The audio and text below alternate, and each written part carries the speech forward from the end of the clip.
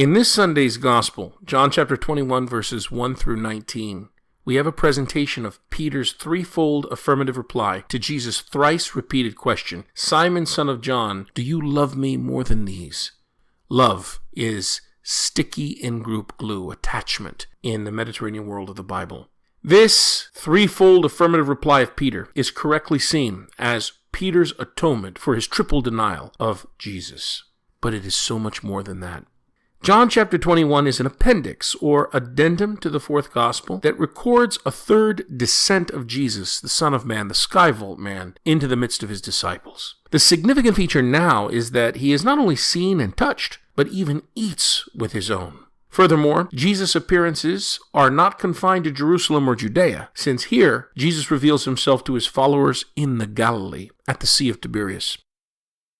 The author of the addendum duly notes this was the third time that Jesus was revealed. That means the third time he descended from skyvault. The first part of this Sunday's Gospel, verses 1 through 14, is clearly reminiscent of John chapter 6, the story of the loaves and the fish that led the Galilean crowd to recognize Jesus as a prophet and to desire to make him by force to be king. Jesus is now unquestionably the risen Lord, established so by the God of Israel. His appearance is as it was after he was raised from the dead. To the ongoing Johannine Jesus group, this is how Jesus will now be seen. This is how they will be fed. Let's read and explore the second part of this Sunday's Gospel. John chapter 21, verses 15 through 19. When they had finished breakfast, Jesus said to Simon Peter, "Simon, son of John, do you attach to me more than these?" Simon Peter answered him, "Yes, Lord, you know that I stick with you." Jesus said to him, "Feed my lambs." He then said to Simon Peter a second time, "Simon, son of John, do you attach to me?" Simon Peter answered him, "Yes, Lord, you know that I stick with you." Jesus said to him, "Tend my sheep." Jesus said to him the third time, "Simon, son of John, do you stick with me?" Peter was hurt that Jesus had said to him a third time, "Do you stick to me?" And he said to him, "Lord, you know everything. You know that I stick with you." Jesus said to him, "Feed my sheep.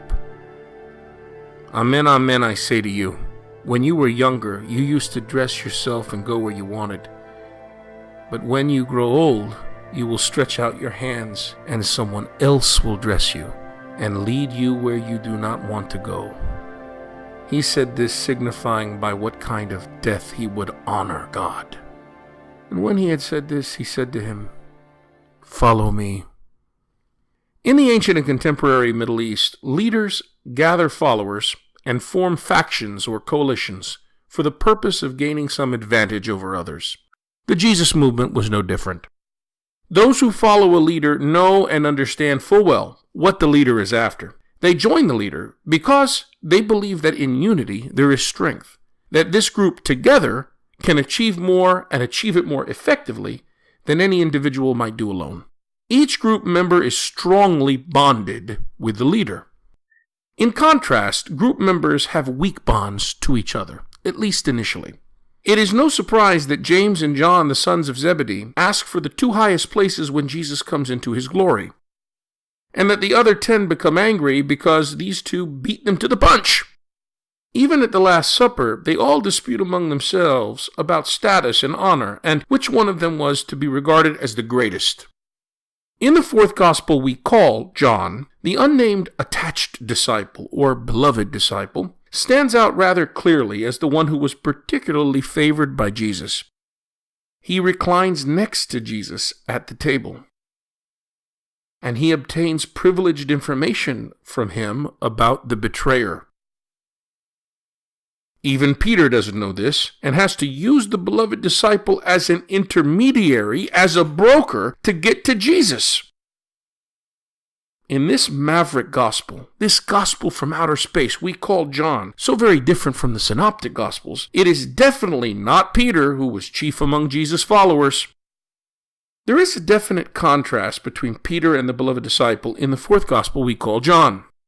The beloved disciple appears to be superior to Peter. When he describes the noble shepherd, the Johannine Jesus notes that the shepherd enters by the door. Moreover, the gatekeeper confirms the identity of the shepherd. He who enters by the door is the shepherd of the sheep. To him, the gatekeeper opens. The noble shepherd also leads the sheep in and out. He calls his own sheep by name and leads them out. When he has brought out all his own, he goes before them, and the sheep follow him. Well, the unnamed evangelist who wrote the gospel called John uses this very imagery to describe the beloved disciple.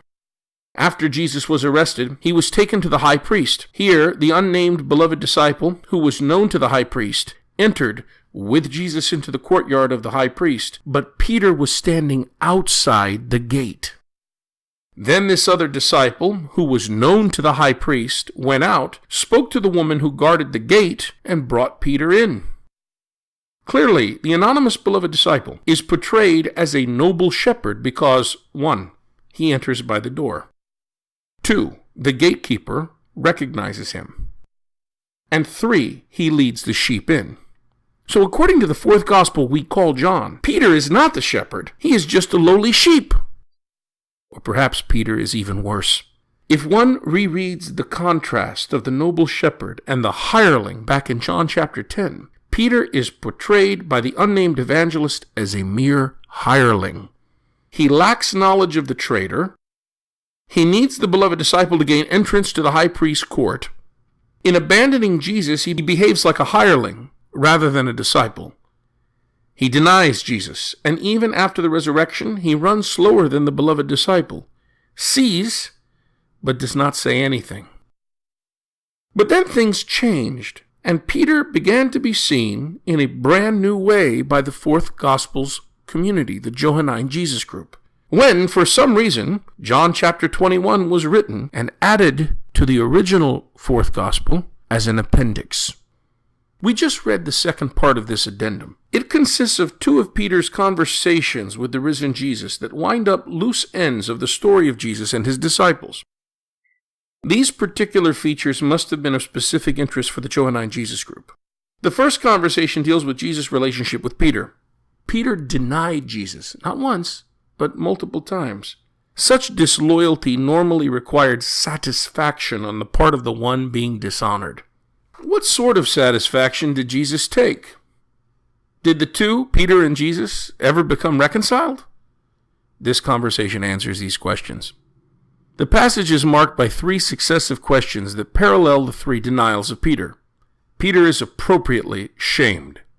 In conclusion, Jesus gives his word of honor about Peter's fate, thus also intimating reconciliation. Death for members of the Johannine group is another way of glorifying God.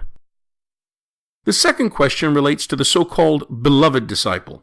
Although since the 2nd century, tradition has identified this unnamed disciple with John, son of Zebedee, the text does not, and such claims cannot withstand criticism. Early in the story, the term beloved disciple does not appear at all. This disciple is identified as the other disciple. But from the time of the funeral in Judea, in John chapter 11, all the clues in the story indicated that the beloved disciple, the one whom Jesus was attached to, the one whom Jesus loved, was Lazarus. But not univocally. For Lazarus was representative of a person restored to living wholeness by Jesus, while the beloved disciple was a type of every Johannine disciple. But if, as context scholars suggest, Lazarus is to be identified as the beloved disciple, then this incident ties into the gospel story. For Jesus resuscitated Lazarus after he lay dead for 4 days. There seems to have been a belief in the gossip network of the Johannine group that Lazarus, now also known as the beloved disciple, would not die, since he had already died once. The final conversation in this appendix, John chapter 21, is to put that rumor to rest. This indicates that he had already died, and an explanation needed to be given to the community. Why was John chapter 21 written and edited onto an already complete gospel we now call John? Probably because following the unexpected death of the beloved disciple, whether it be Lazarus or some unknown figure who led the Johannine group into the second half of the 1st century, this anti-society began to splinter. Reading the letters of John carefully and critically, we learn that competing Johannine successionist groups had formed by the beginning of the 2nd century. The Johannine Jesus group was facing extinction, unlike Petrine Jesus groups, who were faring better. Perhaps this appendix of John chapter 21 got drafted as a desperate attempt to unite with Petrine communities?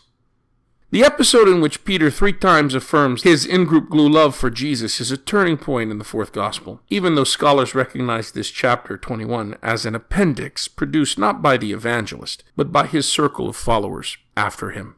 In this episode, Peter is explicitly acclaimed by the Johannine Jesus to be the shepherd of the flock. Peter firmly professes his loyalty and sticky in-group glue love to the Lord. And the beloved disciple, whether it be Lazarus or someone unnamed after, bows out of the picture in the next few verses without saying another word. My friends, insights from Mediterranean culture highlight how messy, untidy, and confusing the early circle of believers really was. Competition was rife. But if we are aware of the cultural background of this community, it shouldn't surprise us. This is culturally normal behavior. But no matter how intently others jockeyed for position, or how well the beloved disciple played the role of noble shepherd, it is Jesus the leader who makes the final decision. It was Peter who was appointed noble shepherd.